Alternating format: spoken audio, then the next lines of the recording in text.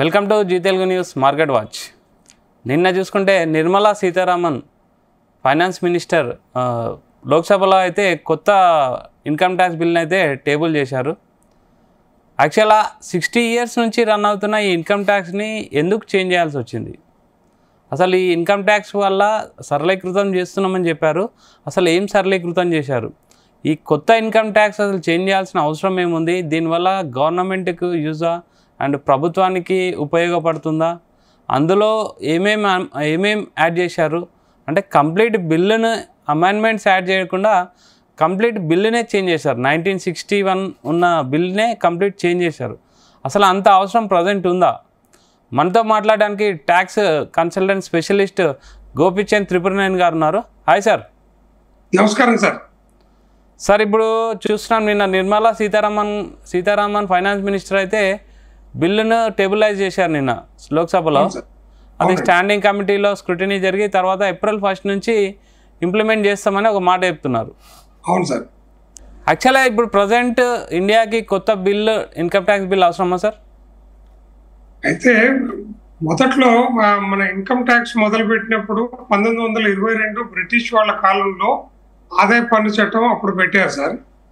ఆదాయ పన్ను చట్టం పెట్టినప్పుడు 22లో ఉన్న యాక్ట్లో ఉన్న దాని ప్రకారం అప్పుడు 95% ట్యాక్స్ ఉండేది. అంటే 100 రూపాయలు సంపాదిస్తే 95 రూపాయలు ట్యాక్స్ కట్టాలి. మళ్ళీ తర్వాత కంపల్సరీ డిపాజిట్ అనేది ఒకటి కట్టాల్సి ఉండేది. దాని ప్రధాన ఉద్దేశం ఏంటంటే ఉన్నవాడికి లేనివాడికి మధ్యలో వ్యత్యాసం ఉండకూడదు. 100 సంపాదించిన వాడి దగ్గర 95 రూపాయలు లాగేస్తే తీసేసుకుంటే ప్రభుత్వం తీసేసుకుంటే ఇద్దరి దగ్గర సమానంగా పర్చేస్ కెపాసిటీ ఇద్దరికి సమానంగా ఉంటుంది అనే ఉద్దేశంతో పెట్టారు. దాని తర్వాత 1961లో డెవలపింగ్ కంట్రీస్లలో ఇలా నిర్బంధపు పన్ను విధానాన్ని పెట్టి సంపాదించి తెలివిగలతనంతో సంపాదించుకున్న దగ్గర మొత్తం లాగేస్తే వాళ్ళు ప్రజల కోసం, ప్రభుత్వం కోసం లేదా దేశం కోసం పాటుపడడం తగ్గిస్తారు అని సంక్షేమ పథకాలతోటి దృష్టిలో పెట్టుకొని 1961లో కొత్త చట్టం తేవడం జరిగింది. ఏ చట్టం అయినప్పటికీ కూడా మెయిన్గా మార్పులు ఈ 1961 చట్టంలో కూడా ఉండడానికి 298 క్లాసెసే సెక్షన్సే ఉన్నప్పటికీ కూడా చాలా టఫ్ లాంగ్వేజ్ తోటి, కష్టమైన లాంగ్వేజ్ తోటి ఒకదానికి ఇంకో చోట లింకు, ఒకదానికి ఇంకో చోట లింకు అట్లా పెట్టి సామాన్యుడు అర్థం చేసుకునేందుకు వీలుగా లేకుండా పన్ను విధానాన్ని, ఆ సెక్షన్లని అప్పుడున్న గవర్నమెంట్లో ఉన్న వాళ్ళు, ఆ అధికారులు అలా తయారు చేశారు, చట్ట నిపుణులు. దానివల్ల ప్రజలకి ఇన్కమ్ ట్యాక్స్ చట్టాన్ని చదివి అర్థం చేసుకొని వాళ్ళ సొంతంగా రిటర్న్ ఫైల్ చేయడానికి అవకాశం లేకుండా పోయింది. కేవలం ట్యాక్స్ కన్సల్టెంట్లు లేదా చార్టర్డ్ అకౌంటెంట్లు, లాయర్లు వాళ్ళకు మాత్రమే కొద్దిగా అర్థం అయ్యేటట్టుగా ఉండింది. అనేకమైన కఠినమైన నిబంధనలు ఉండడం వల్ల, ఒకదానికొకటి ఇంటర్లాకింగ్ ఉండడం వల్ల అర్థం చేసుకొని దాన్ని అమలు చేయడానికి, అలాగే అధికారులకి ప్రతి దాన్ని వక్రీకరించి పన్ను చెల్లింపుదారులకు ట్యాక్స్లు వేసే అవకాశం ఎక్కువగా ఉండింది.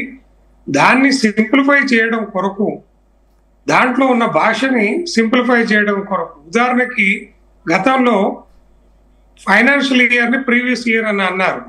అంటే ఇప్పుడు 24-25 సంవత్సరం ఫైనాన్షియల్ ఇయర్ ఇప్పుడు నడుస్తోంది. దీనికి రిటర్న్ నెక్స్ట్ ఇయర్ ఫైల్ చేయాలి, దాన్ని అసెస్మెంట్ ఇయర్ అని అన్నారు. ఈ రెండింటి మధ్యలో తేడా ఏంటో ఈ ట్యాక్స్ పేయర్ కి, అసెస్సీకి తెలియదు. దాన్ని ఇప్పుడు తీసేసి ట్యాక్స్ ఇయర్ అని మార్చారు, ఒకటే పెట్టారు. ఇక ప్రీవియస్ ఇయర్ లేదు, అసెస్మెంట్ ఇయర్ లేదు. అంటే ఏ ఇయర్ ట్యాక్స్ పే చేస్తున్నామో ఆ ఇయర్ కి ట్యాక్స్, దాన్ని ట్యాక్స్ ఇయర్ అని పెట్టారు. అంటే ఇప్పుడు 24-25 రన్నింగ్ లో ఉంది. ఇప్పుడు 25 అయిపోయింది, 25-26 రన్నింగ్ లో ఉంటుంది. అంటే ఇప్పుడు 24-25 నడుస్తుంది. నెక్స్ట్ ఇయర్ 25-26 లోంచి అమల్లోకి వచ్చే విధంగా 1/4/2025 నుంచి అమల్లోకి వచ్చే విధంగా 26లో దీని ఇంప్లిమెంటేషన్ వస్తుంది. దాన్ని 24-25 ఫైనాన్షియల్ ఇయర్ కి ఇది వర్తించదు. ఆ తర్వాత సంవత్సరం నుంచి ఈ కొత్త చట్టం వర్తిస్తుంది. అంటే 1/4/2026 నుంచి ఈ చట్టం అమల్లోకి వస్తుంది. దీని ప్రధాన ఉద్దేశము ఆదాయ పన్ను సెక్షన్లలో ఉన్న కఠినతరమైన భాషని అలాగే కఠినతరమైన నిబంధనల్ని వాటిని అన్నింటినీ సింప్లిఫై చేసి సరళీకృతం చేసి సామాన్యుడు చదివితే కూడా సెక్షన్ అర్థమయ్యే విధంగా వాళ్ళ ఇన్కమ్ని వాళ్ళే కంప్యూట్ చేసి దానికి సంబంధించి సమాధానాలు చెప్పుకోవడానికి వీలుగా అనేకమైన మార్పులు తీసుకురావడం జరిగింది. ఉండడానికి 560 పైన సెక్షన్లు క్లాజులు ఉన్నప్పటికీ కూడా సేమ్ క్లాసెస్లలో ఏం తేడా లేదు. ఇప్పుడు ప్రధాని మీరు చెప్తున్నారు 823 పేజెస్ నుంచి 622 పేజెస్కి తగ్గించారు సార్. అండ్ 298 సెక్షన్ల నుంచి 536 సెక్షన్లకు పెంచారు. చాప్టర్ 23 చాప్టర్లో షెడ్యూల్ 14 పాత దాంట్లో, కొత్త దాంట్లో 16 షెడ్యూల్ సార్. అయితే నిన్న మనీష్ తివారీ కాంగ్రెస్ ఎంపీ ఒక ఆయన అడిగాడు, సెక్షన్లు పెంచడం సులభతరం చేయడం ఎలా అవుతుందని ఒక క్వశ్చన్ వేసాడు సార్. అవును, అయితే ముఖ్యంగా సెక్షన్లు పెంచడము సరళతరం చేసేది ఇప్పుడు నేను ఇంతసేపు మాట్లాడాను. ఈ దానికి దీనికి తేడా ఏంటి అని చెప్పినప్పుడు 1922 కూడా మాట్లాడాను. అలాగే ఎప్పుడైనా క్లారిటీ ఇచ్చేటప్పుడు నెంబర్ ఆఫ్ సెక్షన్స్ ఉండడం వల్ల క్లారిటీ ఎక్కువ అవుతుంది, కానీ ట్యాక్స్ చేసే విధానంలో ఏం చేంజ్ లేనప్పుడు క్లారిటీ కోసం క్లాసెస్ అండ్ సెక్షన్స్ పెంచడం వల్ల అంత ముందు ఉన్న సెక్షన్స్ చాలా పెద్దవి, ఎక్స్ప్లెనేషన్స్ తర్వాత సెక్షన్ నెంబర్ తక్కువ, కానీ దాంట్లో ఏముందనంటే ఎక్స్ప్లెనేషన్స్ ఉండేటి, ప్రావిజన్స్ ఉండేటి ప్రొవైడెడ్ అని. ఇప్పుడు వాటన్నిటికీ ఒక నంబరింగ్ ఇచ్చారు, దానికి వాటికి కూడా ఒక నెంబర్ ఇచ్చేసారు. దానివల్ల సైటేషన్లో నేను రాసేటప్పుడు ఉదాహరణకి సెక్షన్ 28 ఎక్స్ప్లెనేషన్ 3 ప్రావిజో 2 సెక్షన్ 28 అని నేను రాస్తే ఆదాయ పన్ను అధికారి దాన్ని కరెక్ట్గా అట్లా తీసుకోడు. దానివల్ల క్లారిటీ లేకపోవడం ఉండకుండా ఉండడానికి ఈ ఎక్స్ప్లెనేషన్స్ని మొత్తానికే తీసేసి ప్రతి ఎక్స్ప్లెనేషన్ కూడా సెక్షన్లోనే రాసేశారు. దానివల్ల చాలా సింప్లిఫై అయిపోతుంది, చట్టం చాలా సింప్లిఫై అయింది. అది ఆయన రాజకీయ విధానంతో ఏమైనా మాట్లాడి ఉండొచ్చు, కానీ క్లాసెస్ అన్నీ నేను చదివాను. దాంట్లో ఉన్నదానికి దీనికి పన్ను రేట్లలో కానీ పన్ను చెల్లింపు విధానంలో కానీ మదింపు విధానంలో కూడా ఎలాంటి తేడా లేదు. 12 లక్షలు వరకు గరిష్ట పరిమితి మినిమం ట్యాక్స్ లేదు అనే దానికి ఎలాంటి చేంజ్ లేదు. కొత్తగా ఏ పన్నుని కూడా ఏ ఆదాయాన్ని కొత్త ఆదాయాన్ని కూడా దాంట్లోకి తీసుకురాలేదు సార్. అవును సార్, ఇప్పుడు ఇంతవరకు టెక్నికల్గా మాట్లాడాం మనము. ఇప్పుడు మనకు మిడిల్ క్లాస్కి ఉపయోగమయ్యే మాటలు మాట్లాడదాం సార్.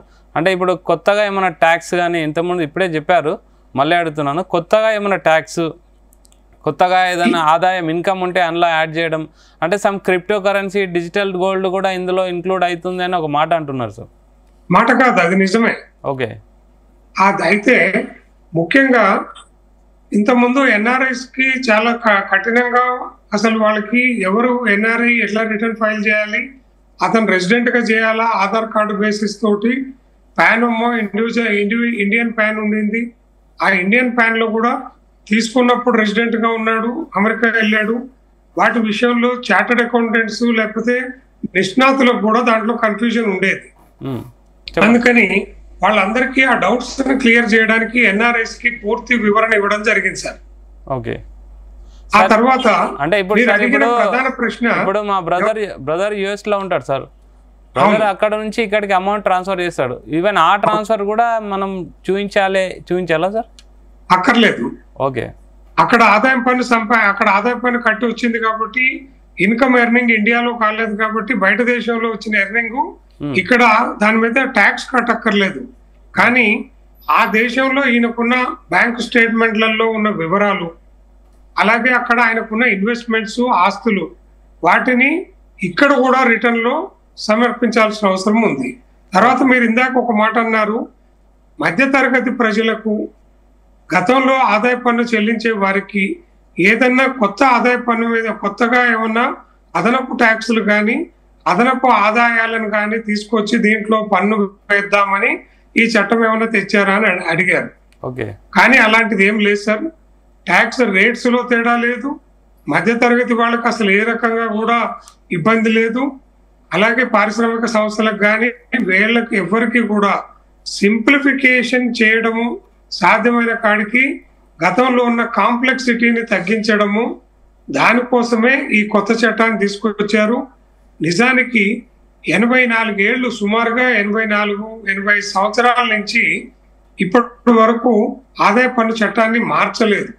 మార్చేటప్పుడు దాంట్లో అమెండ్మెంట్ చేసి దాన్ని ఇంకా కాంప్లికేట్ చేసి అలా చేసే బదులు మీరు ఇందాక డిజిటల్ కరెన్సీ గురించి మాట్లాడారు.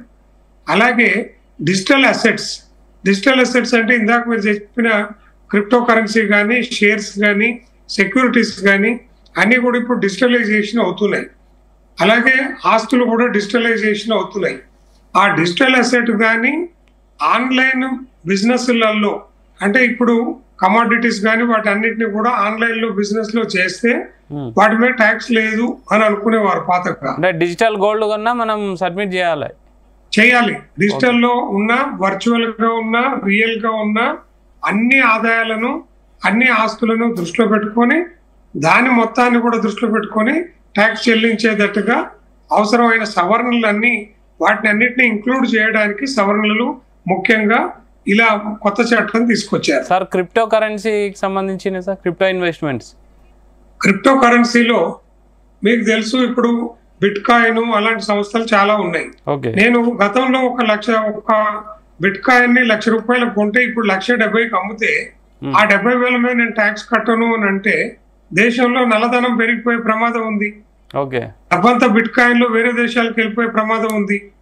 అందుకని ఆ 70,000 మీద కూడా అది క్రిప్టో కరెన్సీలో ఉన్నప్పటికీ కూడా భారతదేశం చట్టాల ప్రకారం దాన్ని ట్యాక్స్ తప్పదు అని అంటే మన కరెన్సీ మన దగ్గరే ఉండి మన డాలర్స్ ని కంట్రోల్ చేసి ఇండియన్ రూపీ వాల్యూని నిలబెట్టడానికి అవకాశం ఉంటుంది. లేకపోతే మరింత పతనం అయ్యే అవకాశం ఉంది. కాబట్టి క్రిప్టో కరెన్సీ మీద కూడా వచ్చే లాభాల మీద ట్యాక్స్ పడుతుంది తప్ప ఎక్స్ప్లెయిన్ మాత్రం మొత్తం చేయాల్సిందే. నా దగ్గర ఎన్ని బిట్ కాయిన్స్ ఉన్నాయి, వేరే క్రిప్టో కరెన్సీ ఎంత ఉంది నా దగ్గర, అలాగే డిజిటల్ గోల్డ్ ఎంత ఉంది నా దగ్గర, అన్ని డిక్లేర్ చేయాలి.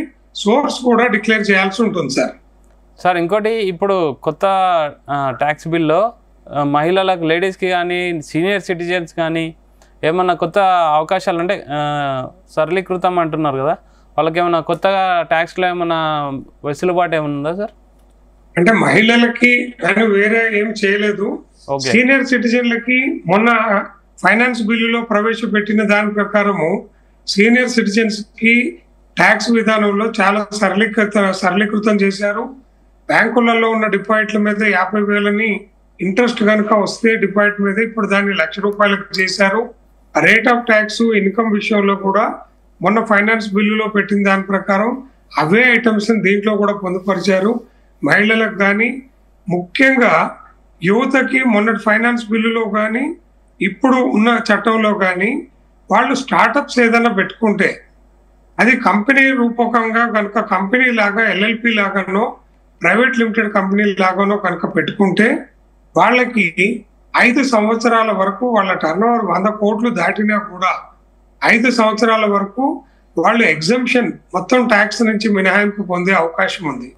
దీనివల్ల స్టార్టప్స్ బాగా పెరిగి వాళ్ళు ఎంటర్‌ప్రెన్యూర్స్ గా మారి మరింత మందికి ఉపాధి కల్పించే అవకాశం ఉంది. అది యువతకు గొప్ప అవకాశం. దాన్ని రేట్ ఆఫ్ ఇంట్రెస్ట్ కానీ, ఇన్కమ్ ట్యాక్స్ లో ఇవన్నీ కూడా వాళ్ళకు ప్రత్యేక ప్రాధాన్యం ఇచ్చారు. అది మహిళలైనా ఎవరికైనా ఒకటే.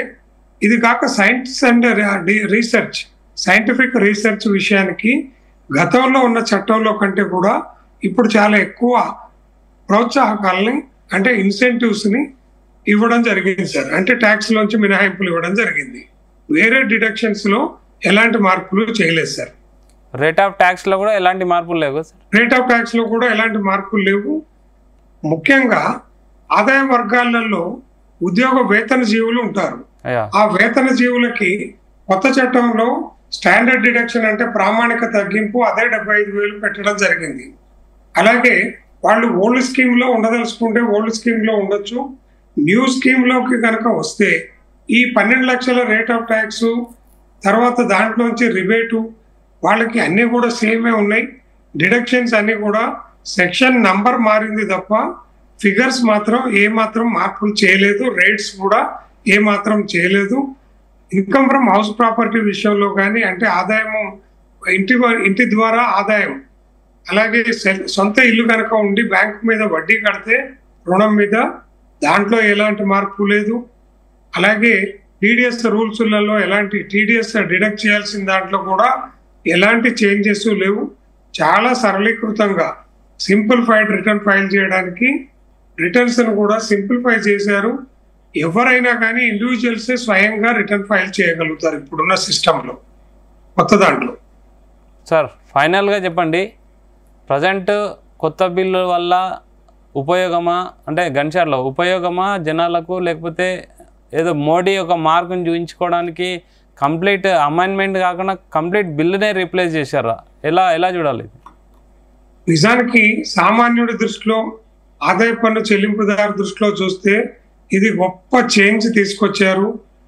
మనకి ప్రభుత్వాలు ఏ పార్టీ అనేది పక్కన పెడితే, ఇది ఇన్ని సంవత్సరాల చరిత్రలో భారతదేశానికి స్వాతంత్రం వచ్చి ఇప్పటికీ 76 సంవత్సరాలు, మొత్తానికి మొత్తము సింప్లిఫైడ్. ఇప్పుడు బిఎన్ఎస్ అని కొత్తగా దీనికి ఇండియన్ పీనల్ కోడ్ బదులు బిఎన్ఎస్, భారతీయ న్యాయ సంహిత అనే దాన్ని ఎట్లా తెచ్చారో, దాని ఉద్దేశం ఏంటి అని అంటే ప్రజలకి చట్టాలను చేరువకి తీసుకెళ్ళాలి, అందుబాటులోకి తీసుకెళ్ళాలి. థర్డ్ పర్సన్ ఇన్వాల్వ్మెంట్, చార్టర్డ్ అకౌంటెంట్లతో ట్యాక్స్ ప్రొఫెషనల్ ఇన్వాల్వ్మెంట్ తగ్గించుకొని ప్రజలే దాన్ని అర్థం చేసుకొని కాంప్లియన్స్ లెవెల్ పెరిగేటట్టు చేసి సత్పౌరులుగా వాళ్ళు ఉండి వాళ్ళకు రావాల్సిన డిమాండ్స్ని అడగడానికి వాళ్ళను కార్యోన్ముఖులను చేయాలనే సత్సంకల్పంతో చేశారు. అధికారులు కూడా చాలా కష్టపడ్డారు. ప్రభుత్వం కూడా చాలా మంచి చట్టాన్ని తీసుకొచ్చింది. దీనివల్ల ఎవరికి కూడా ఎలాంటి ఇబ్బంది లేదు. భవిష్యత్తులో ఈ 12 లక్షల్ని 15 లక్షలు చేయడము, ఇలాంటి అవసరానికి రీత్యా, ద్రవ్యోల్బణం రీత్యా, వాళ్ళ దగ్గర మనీ చలామణిలో ఉన్న దాని రీత్యా బయట దేశంలో మన రూపాయి విలువ పడిపోకుండా చూస్తూ మన ఉత్పత్తులను పెంచే విధంగా పన్ను విధానాన్ని రూపొందించారు. అది ఆహ్వానించదగిన పరిణామమే. ఆందోళన చెందాల్సిన అవసరం సామాన్యుడికి కానీ, ఆదాయ పన్ను చెల్లింపుదారికి కానీ, ప్రొఫెషనల్స్కి కానీ ఏ విధంగా లేదు. దేశ ప్రయోజనాలకి ఈ చట్టం ఆహ్వానించదగింది అనేది నా అభిప్రాయం సార్. సార్ అంటే నేను లాస్ట్ క్వశ్చన్ సార్, సింప్లిఫై చేయడం అంటే పెద్ద ట్యాక్సులు, సిఏలు వాళ్ళ అవసరం లేకుండా చేయాలని అంటున్నారు. మళ్ళీ మీలాంటి వాళ్ళకు ఇబ్బంది అవుతుంది కదా సార్? అది చాలా తప్పే సార్. ఎందుకనంటే ప్రజలని మోటివేట్ చేయడం కొరకు ప్రొఫెషనల్ కూడా నిజాయితీగా కనుక ఉంటే అతను వాటిని సింప్లిఫై చేసి, ఇప్పుడు ఇంటర్నెట్ సెంటర్ వాళ్ళు, మీ సేవలో లేకపోతే మన జిరాక్స్ సెంటర్ ఉంటే ఇంట్లోనే జిరాక్స్ మిషన్ పెట్టుకున్నాక జిరాక్స్ సెంటర్ వాళ్ళకి బిజినెస్ లేకుండా ఉంటుంది అనేది ఎలాగో ప్రొఫెషనల్కి పూర్తిగా ఇది ఇబ్బంది కాదు. అలాగే ఇప్పుడు ఈ చట్టంలో ఉన్న దాని ప్రకారము పూర్తిగా అర్థం చేసుకున్నాక స్టార్టప్ కంపెనీ పెడితే 5 సంవత్సరాల వరకు ట్యాక్స్ లేదు అని అంటే, సిఏ దగ్గరికి వెళ్తే ఆయన ఉంది అని చెప్పి దాన్ని తగ్గించానని చెప్తే నమ్మరు. అందుకని అది తెలుసుకున్న తర్వాత సిఏ దగ్గరికి వెళ్ళి మాకు స్టార్టప్పే కావాలి సార్ అంటే ఆయన కూడా స్టార్టప్పే పెడితే దాన్ని రిజిస్ట్రేషన్ చేయించి ఇవ్వడము, అలాంటి పనులన్నీ ఎలాగూ ఉన్నాయి. జిఎస్టీ లాంటివి ఎలాగూ ఉన్నాయి. విదేశాలకి విదేశ మార్క ద్రవ్యం వచ్చే వాళ్ళకి ఈ బ్యాలెన్స్ ఆఫ్ పేమెంట్స్ కి వాళ్ళ బ్యాంక్ అకౌంట్స్ ని అనుసంధానం చేయడానికి వీళ్ళ స్టాఫ్ ద్వారా అకౌంట్స్ అన్నింటినీ రెగ్యులరైజ్ చేసి వీళ్ళందరినీ అసెసరీస్ అందరినీ గేరప్ చేయడానికి చాలా బాగా పనికొస్తుంది. అవసరం లేని కాంప్లికేషన్ కి డిపార్ట్మెంట్ తో లిటిగేషన్ పెంచుకొని పన్నులు చెల్లించకుండా జనజీవన స్రవంతికి పనికొచ్చే డబ్బులు చెల్లించడానికి ట్యాక్స్ ప్రొఫెషనల్స్ కూడా అసెసరీని ముందుకు తీసుకెళ్లడానికి దోహదపడతారు. దేశ అభివృద్ధికి దోహదపడడానికి అవకాశం వస్తుంది. చదువుకున్న వాళ్ళు వాళ్ళ తెలివిని దానికి వినియోగించాలి. ప్రభుత్వంతో లేదా వీటికి కాంప్లికేటెడ్ చట్టాలతో ఫైట్ చేయడానికి కాదు. సరళీకృతం చేస్తే మరింత వేరే దిశగా అభివృద్ధి దిశలోకి వెళ్ళడానికి అవకాశం ఉంటుంది సార్. సార్ చాలా మంది ఎక్స్పర్ట్స్ దీన్ని వ్యతిరేకిస్తున్నారు. సింపుల్ గా మీరు స్వాగతిస్తున్నారా, వ్యతిరేకిస్తున్నారా సార్? స్వాగతిస్తున్నాను సార్. దీన్ని చట్టాన్ని స్వాగతిస్తున్నాను. ఎందుకనంటే simplification, more governance, less government. Government తక్కువ, గవర్నెన్స్ ఎక్కువ, సెల్ఫ్ కంప్లైంట్స్ ఎక్కువ. కాబట్టి ప్రొఫెషనల్స్ కి వాళ్ళకి ఇబ్బంది వచ్చింది అనేది లెక్కలోది కాదు. భారతదేశ పౌరుడిగా ఫస్ట్ మన ధర్మం దేశ అభివృద్ధి, దేశ ప్రజల సంక్షేమం, దాని దృష్ట్యా ఇది మంచి ఆహ్వానించదగ్గిందే సార్. దాన్ని సమర్థిస్తున్నాను sir. Sir thank you very much Gopichand garu. Thank you sir. Thank you so much sir. Thank you sir. ఇది గోపిచంద్ గారు అయితే మిడిల్ క్లాస్ కానీ మామూలు జనాలకు చాలా యూస్ఫుల్, ఇది సరళీకృతం చేశారు. కాంప్లికేషన్స్ లిటిగేషన్స్ ఏం లేకుండా సింప్లిఫై చేశారని చెప్తున్నారు. నిర్మలా సీతారామన్ గారు కూడా లోక్సభలో ప్రవేశపెట్టే ముందు ఇదే చెప్పారు, చాలా సింప్లిఫై చేస్తారు. 5,000 కోట్ల లిటిగేషన్ యొక్క కోట్ల మనీ కోర్టులో ఉంది, ఆ కేసులు ఇంకా నడుస్తున్నాయి ఓన్లీ కాంప్లికేటెడ్ బిల్లు వల్లనే.